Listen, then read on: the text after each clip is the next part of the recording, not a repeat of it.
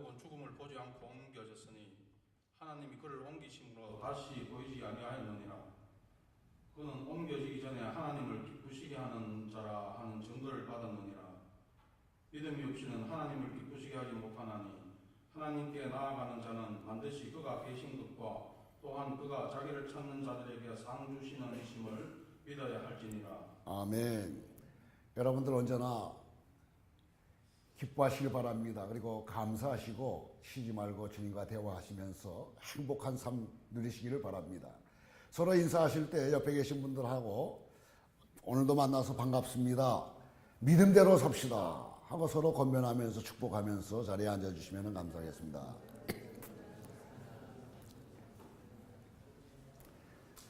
기도하겠습니다. 참 좋으신 주님, 우리의 마음과 뜻과 정성 다 모두어서 하나님을 예배하는 가운데에 또 선교 작정도 하게 하시고 이 시간은 말씀을 듣도록 도와주시니 참으로 감사를 드립니다. 성령의 도구로서 주님이 말씀하시는 것을 잘 증거하도록 도와주시고 듣는 자의 마음에 깊은 새김이 있도록 성령 하나님 또 함께하여 주시옵소서. 예수님의 이름으로 기도드리옵나이다. 아멘. 주일학교용 성경 문제를 하나 내면서 말씀을 나눌까 합니다. 여러분, 죽지 않고 하늘나라에 간 구약에 나와 있는 인물들 두 사람을 여러분들이 뽑으라고 한다면 누구라고 대답할 수 있겠습니까? 이거 알고 계시는 분들 속으로 대답해 주시길 바라요. 누굽니까? 한 사람은 에녹이고 한 사람은 엘리야입니다. 이들 중에 에녹은 믿음장인 11에서 11장의 두 번째 믿음의 선조로 이름을 올리고 있습니다. 특별히 에녹은 많은 사람들의 부러움을 사는 에녹이 바로 우리들의 대상이 되는 것입니다. 부러움의 대상이 된단 말입니다. 왜 그러냐 할 것 같으면 죽음을 맛보지 않고 천국으로 직행했기 때문입니다. 그러나 우리는 잘 생각해 보아야 돼요. 왜냐하면 우리가 부러워하고 흠모하는 그 이유가 단순히 죽음을 경험하지 않고 천국에 갔기 때문이라면 그것이 좀 문제가 있기 때문입니다. 물론 어떤 분들은 죽음은 절망스러운 것이기 때문에 그것을 겪지 않았으니 얼마나 복되냐고 말씀하실런지는 모릅니다. 그러나 신앙인들에게 있어서 죽음이라는 것은 결코 절망이 아닙니다. 오히려 신앙인들에게는 죽음은 자유이고 해방을 의미합니다. 죽음은 유한한 우리 인생에게 있어서 영혼을 향해 나아가는 하나의 전환점이자 또한 이 땅에서의 모든 문제의 해결점입니다. 그런데도 아직 죽음을 절망이라고 느낀다고 한다면 믿는 사람으로서 조금 자기의 신앙을 점검해 볼 필요가 있다는 것이죠. 그렇기 때문에 에녹이 죽음을 보지 않고 천국으로 직행했다는 것은 신앙적인 관점에서 볼 때는 대수가 될 수가 없는 것입니다. 자, 그렇다면 우리가 에녹을 부러워하고 흠모해야 하는 이유는 어디에 있을까 하는 겁니다. 우리가 에녹을 흠모하는 이유는 에녹이 죽음을 경험하지 않고 천국에 가는 것 때문이 아니고 에녹이 이 세상을 살면서도 천국을 살았기 때문입니다. 오늘 말씀인 히브리서 11장 5절에 상반절 말씀을 보시게 되면 이렇게 기록되어 있습니다. 믿음으로 에녹은 죽음을 보지 않고 옮겼으니 하나님이 저를 옮기심으로 다시 보이지 아니하니라 그랬습니다. 에녹은 죽음을 보지 않고 옮겼다 그랬어요. 이 말씀에서 강조하고 있는 것은 에녹이 이 땅을 살아갈 때에도 천국을 누렸다는 이야기입니다. 즉 에녹에게는 이 땅에서의 삶이나 천국에서의 그 삶이나 별로 차이가 없었다는 거예요. 그래서 그는 죽음이라는 마무리와 단절의 경험을 할 필요가 전혀 없었던 것입니다.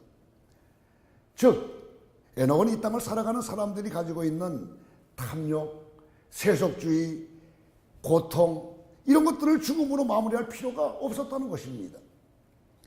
이 땅에서 에녹은 죽음의 협박과 죽음의 공포와 아무런 상관이 없이 살았습니다. 그렇기 때문에 에녹이 훌륭한 믿음의 사람이라고 볼 수가 있다는 것이죠. 에녹은 그 믿음을 가지고 이 땅에서 많은 사람들과 교제하고 또한 모든 사람들이 경험하는 일들을 경험하면서도 천국을 살았던 사람이었기 때문에 우리는 그를 흠모할 수밖에 없는 것입니다. 이와 같은 에녹의 삶, 창세기를 보게 되면은 단 세 절로 아주 압축되어서 이야기하고 있는 것을 보게 됩니다. 창세기 5장 22절 말씀을 같이 읽습니다.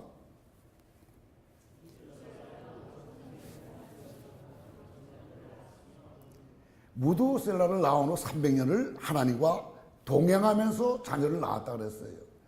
계속해서 24절을 같이 읽습니다.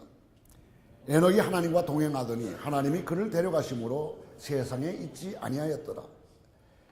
창세기 5장 22절서부터 24절까지는 단 3절밖에 되지 않지만은 에녹의 삶을 묘사하면서 두 번이나 강조한 말씀이 있어요. 그것은 하나님과 동행한 사람이라는 겁니다. 즉 에녹은 하나님과의 동행이라는 말 이외에는 다른 것으로 설명할 수 없는 사람이었다는 거예요. 새로운 찬송가 430장을 보게 되면요, A.B. 심슨이라는 분이 작사도 하고 작곡한 곡이 나옵니다.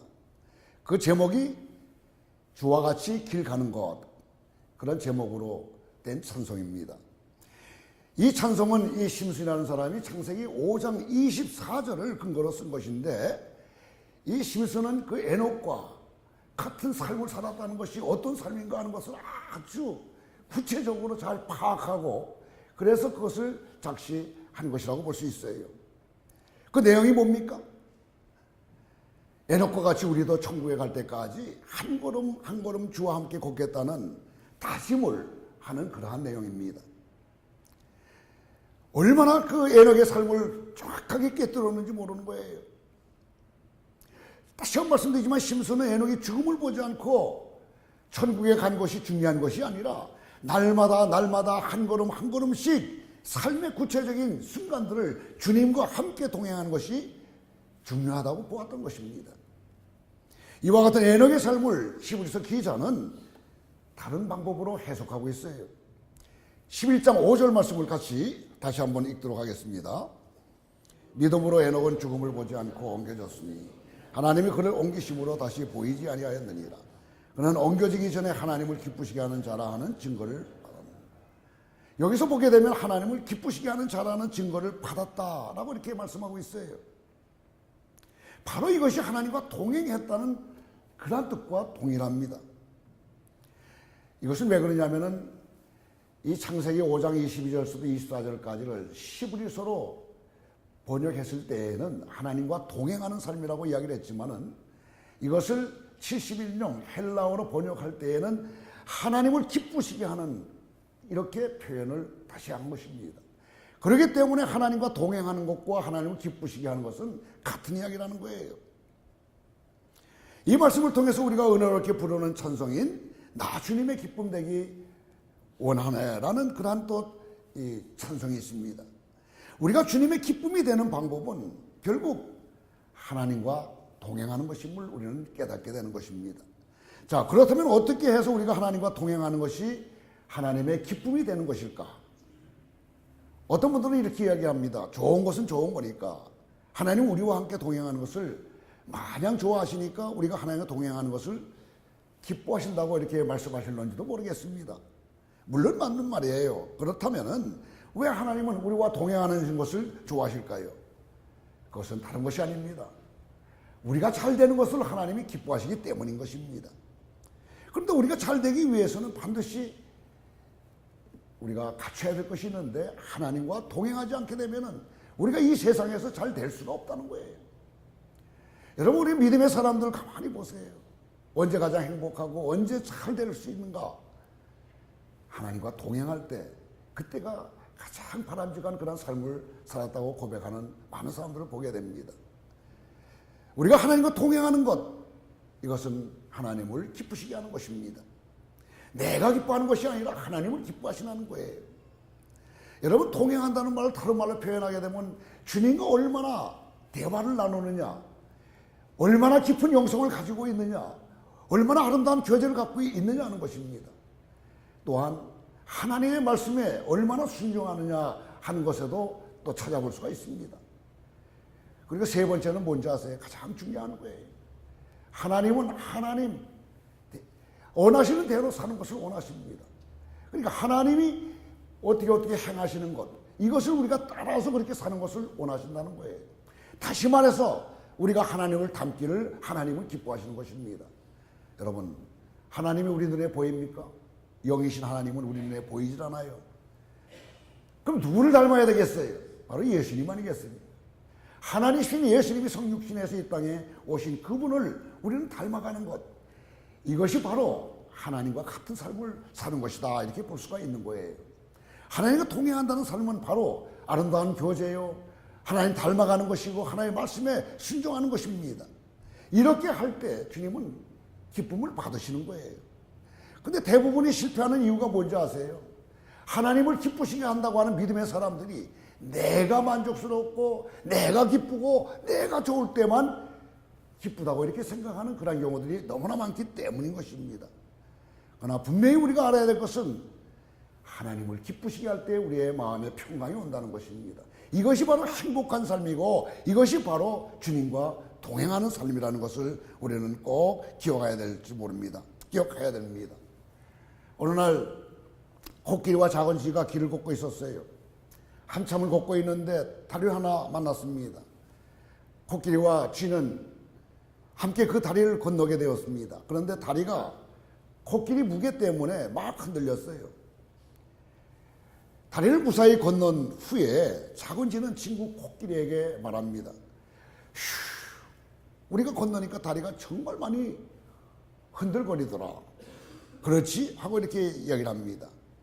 다리는 전적으로 코끼리 때문에 흔들렸는데도 작은 쥐는요, 자기도 다리가 흔들리는데 한 몫을 했다고 생각했던 것입니다. 이 이야기는 뭘 이야기하는입니까? 누구와 함께 동행하느냐가 얼마나 중요한지를 우리들에게 가르쳐주고 있는 것입니다. 사람은 무엇과 함께 동행하느냐에 따라서 그 사람의 삶이 결정된다고 해도 과언이 아닙니다. 그래서 내가 좀 부족한다 하더라도 나와 함께 살아가는 사람이 훌륭하면 그 삶은 굉장히 훌륭할 수가 있는 것입니다. 그래서 지혜 있는 어른들이 친구는 가려서 사귀고 결혼 배우자도 기도하면서 잘 골라야 한다고 귀에 못이 막히도록 조언해 주는 것입니다.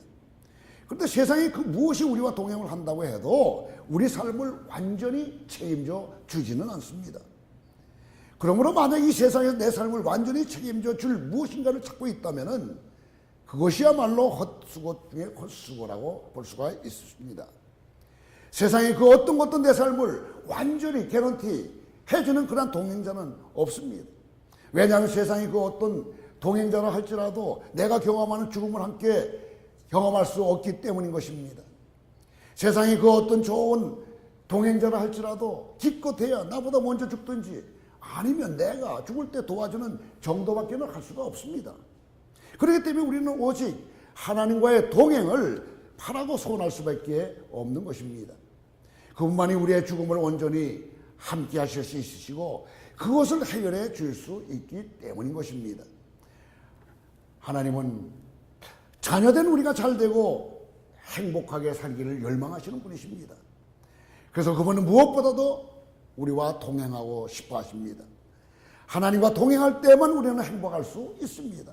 그래서 우리는 하나님과 동행하는 삶, 이것을 통해서 하나님을 기쁘시게 해야 된다는 것입니다. 아임슈라는 사람이 쓴 책이 있어요. 제자가 되는 길이라는 책입니다. 그가 이런 일화가 있었는데 그것을 그 책에 기록하고 있습니다. 토론토의 어느 집회에 참석하기 위해서 비행기를 예약했습니다. 비행기를 타려고 탑승구에 가서 기다리고 있었는데 뭔가 불안한 마음이 생겨서 탑승구 남바를 보니까 이 남바가 잘못된 거예요. 남바가 잘못된 것이 아니라 자기가 다른 탑승구 앞에 와 있는 거예요. 시간은 5분밖에 남지 않았습니다.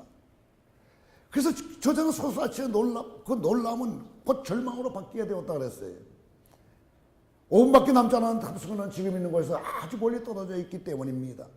더군다나 그 비행기를 놓쳐서 다음 비행기를 타게 된다면 집회가 이미 끝난 상태고요. 자기가 강사로 그곳에 가야 되는데 얼마나 낭패겠습니까? 그래서 눈앞이 캄캄해지는 가운데 할 수 있는 한 최선을 다해서 탑승구를 향해서 뛰기 시작했다는 겁니다. 오가는 사람들을 뚫고 탑승구까지 눈썹이 휘날리도록 달려가고 있을 때에 어떤 제복을 입은 사람도 같이 뛰더라는 거예요. 그러면서 그분이 그렇게 이야기를 하더라는 겁니다. 무엇을 도와드릴까요? 왜 이렇게 뛰어가십니까? 서로 뛰면서 같이 이야기하는 것이죠. 그래서 저자는 숨을 헐떡거리면서 자처지종을 설명했다는 겁니다. 그러자 그 사람이 갑자기 저자의 손을 잡고는 붙잡아 세웠어요. 그러면서 아무 걱정하지 마시라고 이야기를 합니다. 내 옆에만 붙어 있으면은 당신은 절대 걱정할 필요가 없습니다. 라고 말했습니다. 알고 보니 그 제복을 입은 사람이 자기가 타야만 하는 그 비행기의 기장이었다는 것입니다. 그래서 저는 비록 정말 늦은 시간에 비행기를 타게 되었지만은 기장과 함께 비행기를 탔기 때문에 무척 여유가 있었다는 것입니다. 이와 같은 일을 겪으면서 아임스 목사님은 깨닫게 되었습니다. 우리 인생의 기장이신 하나님과 함께 붙어 있다면 우리 삶 가운데 걱정과 염려와 두려움은 깜짝같이 사라질 것이라는 것을 그는 깨달았다는 것입니다. 여러분, 우리 인생의 기장이신 하나님과 동행하는 것이야말로 우리 삶의 궁극적이고 최고의 대책인 것을 여러분들을 믿으셔야 되는 것입니다. 이 사실을 믿을 때에 우리의 삶에는 활기가 넘치게 되고 용기가 생기게 되고, 그래서 이 험악한 세상을 담대하게 살 수가 있는 것입니다. 그러므로 하나님과 동행할 때 우리는 조급해할 필요가 없습니다. 불안해할 필요도 없습니다. 그런데 이 말을 다시 뒤집어 놓고 생각해 본다면은 우리가 하나님과 동행하기 위해서 그 어떤 대가도 치를 각오가 되어 있어야 된다는 것이죠. 대가 없이 그냥 저절로 되는 것은 아무것도 없습니다. 우리가 하나님과 동행하려고 할 때 우리에게는 반드시 대가가 요구됩니다. 때때로 그 대가는 세상 사람들의 비난과 조롱이 될 수도 있습니다. 때때로 미련스럽도록 오래 참고 기다리는 것이 될 수도 있습니다. 때때로 곁에 있는 사람들의 그 외면이 될 수도 있습니다. 하지만 이 모든 대가를 감수하면서 하나님과 동행하기를 결단할 때 우리는 반드시 하나님과 동행하는 기쁨과 가치를 경험할 수 있게 될 것이라는 것입니다. 자, 그렇다면 우리는 구체적으로 어떻게 하나님과 동행할 수 있을까? 먼저 우리가 알아야 될 것은요, 하나님과의 동행은 결코 장소에서 제한되는 개념이 아니라는 뜻입니다. 그러므로 특정한 어떤 곳에 있으면은 하나님과 동거하면서 동행하는 것이라는 생각은 잘못된 것이라는 말씀입니다. 우리는 흔히 교회나 어떤 사경회라든가 또 성경 공부반, 기도원 같은 데 있으면은 하나님과 함께 있다는 느낌을 더 강하게 갖습니다. 물론 일면수긍이 가는 말이긴 하지만은 어떤 울타리를 쳐놓고 그것에 가야만 하나님을 경험하고 하나님과 동행하는 것이라는 생각은 아주 위험한 것입니다. 또한 흔히 어떤 특정한 환경에 있으면 하나님을 경험하고 동행한다는 생각도 위험합니다. 즉 어떤 집회나 콘서트나 성경 공부하는 환경이 있을 때만 하나님을 경험하고 하나님과 동행하는 느낌을 갖는 것은 위험하다는 것입니다. 창세기 5장 22절에 보면은요, 에녹이 300년을 하나님과 동행하며 자녀를 낳았다고 말씀하고 있어요. 즉 에녹이 300년 동안 하나님과 동행하면서 했던 일이 무엇입니까? 자녀를 낳는 일이라는 거예요. 창세기 5장을 보시게 되면 아담 후손들이 쭉 나옵니다. 그리고 그 후손들의 삶을 묘사할 때 공통적으로 쓰였던 말이 뭔지 아십니까? 누가 누구를 낳고 누가 누구를 낳고 계속 낳는다는 이야기예요. 그런데 자녀를 낳았다는 말은 문자 그대로 아이를 낳았다는 말이기보다는 그들이 다른 사람들처럼 자신의 삶을 살았다는 그런 뜻을 갖고 있는 것입니다. 즉 그들은 다른 사람들과 똑같이 먹고 마시기 위해서 땀을 흘리고 때로는 즐거운 일로 잔치를 벌이기도 하고 때로는 하는 일들이 잘 안 돼가지고 힘들어하기도 하고 때로는 관계가 뒤틀려져가지고 절망 속에 살기도 하고 또 때로는 하는 일에 대박이 나서 환호성을 지르기도 하면서 살아갔다는 말을 자녀들이 낳았다는 말로 표현하고 있는 것입니다. 에녹은 300년을 하나님과 동행했지만은 특별한 장소나 특별한 환경에서 하나님을 동행한 것이 아니었다는 거예요. 그런 특별한 집회나 특별한 기도원에서 하나님과 동행했던 것이 아니라 그저 주어진 삶의 자리에서 하나님과 동행했습니다. 에녹은 먹을 것을 위해서 농사도 짓고 또 사냥도 하고 싸우기도 하고 갈등도 하면서 그는 하나님과 동행을 했던 것입니다. 그렇기 때문에 하나님과의 동행이란 외적인 장소나 환경이 아니라 내적이고 영적인 상태를 말하는 것입니다. 그래서 히브리서 11장 6절에서는 이렇게 말하고 있는 거예요. 같이 읽도록 하겠습니다.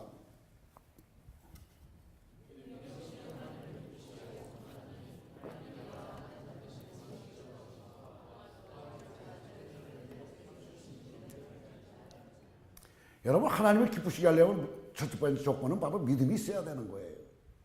믿음이 없으면서 하나님 기쁘시게 한다, 이것은 말이 안 되는 것입니다. 하나님 기쁘시게 하려면 반드시 믿음이 있어야 됩니다. 그리고 하나님과 동행하는 영적인 상태를 여기서 두 가지를 이야기를 해요. 첫 번째는 뭡니까? 하나님이 계신 것을 항상 어떻게 해야 돼요? 아는 것이라는 겁니다. 하나님이 계신 것을 알지 못하게 되면은 동행하는 삶을 살 수가 없다는 것입니다. 두 번째는 뭡니까? 그분이 언제나 우리를 향해 두 팔 벌리고 계신 분이라는 것을 또한 아는 것이라 그랬습니다. 집에 있든지 직장에 있든지 교회에 있든지 사람들과 같이 있든지 조용히 혼자 있든지 성경을 읽든지 신문이나 잡지를 읽든지 간에 무엇인가 잘 되고 잘 풀리는 순간이든지 또 아니면 엉키고 잘 안 풀리고 막히는 순간이든지 편안하고 좋은 상황으로 가고 있는 순간이든지 아니면 참을 수 없이 고통스러운 순간이든지 언제든지 어떤 상태이든지 하나님 지금 나와 함께 계시다는 것을 아는 것이 동행의 첫 번째 조건이라는 것입니다. 이것을 가리켜 우리는 하나님과의 친밀한 사귐 혹은 하나님의 임재 연습이라고 부르는 것입니다. 후안 카를로스 오티니스라는 아르헨티나의 목사님이 계세요. 주님과 동행하십니까? 그분은 제자도에 대해서 굉장히 관심을 많이 가지신 분이고 우리 한국에 많이 알려진 분이십니다. 그런데 주님과 동행하십니까? 라는 책에 이런 내용이 있어요. 하나님의 인재 연습, 즉 하나님과 동행하는 구체적인 모습이 어떠한지를 그 책에서 읽을 수가 있는 것입니다. 다음 그 책의 한 대목입니다. 아침에 일어나자마자 저는 팔을 한껏 걷으며 하품을 하고 나서 주님께 말했습니다. 주님 안녕하세요. 그러면 그분은 제게 대답하십니다. 그래, 너도 잘 잤니? 네, 주님. 근데 저는 침대에 5분만 더 누워있으면 좋겠습니다. 그분은 저의 친구이시기 때문에 저의 하루가 잘 진행되기를 바라십니다. 그래서 후안, 일어나거라. 여기서 이렇게 있으면 결국 나중에 허겁지겁 서둘러야 한다는 것을 너도 잘 알고 있지 않니? 왜 허겁지겁 서두르면서 아침을 망치려고 하지? 너는 벌써 잠이 깼잖아. 일어나려고 하면은 충분히 일어날 수 있어. 그래서 저는 침대에서 일어나서 샤워를 하려고 욕실에 갑니다. 저는 샤워를 하면서도 주님과 계속 대화를 합니다. 주님, 저는 제 발을 씻고 있는데 주님은 제 내면을 씻어주시면 좋겠습니다. 그때 주님이 말씀하시기를 그래, 넌 정말 그래야겠다라고 제게 말씀하셨습니다. 욕실에서 나오는데 바닥에 물이 떨어져 있었습니다.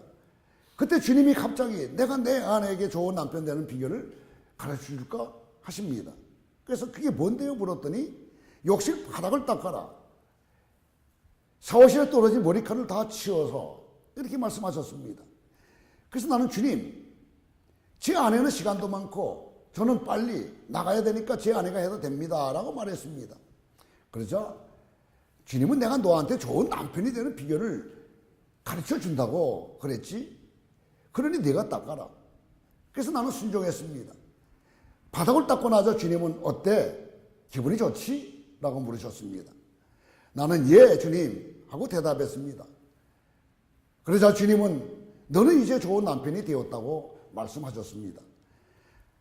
하나님과의 동행은 이렇게 작고 사소한 것에서부터 시작이 되는 것입니다.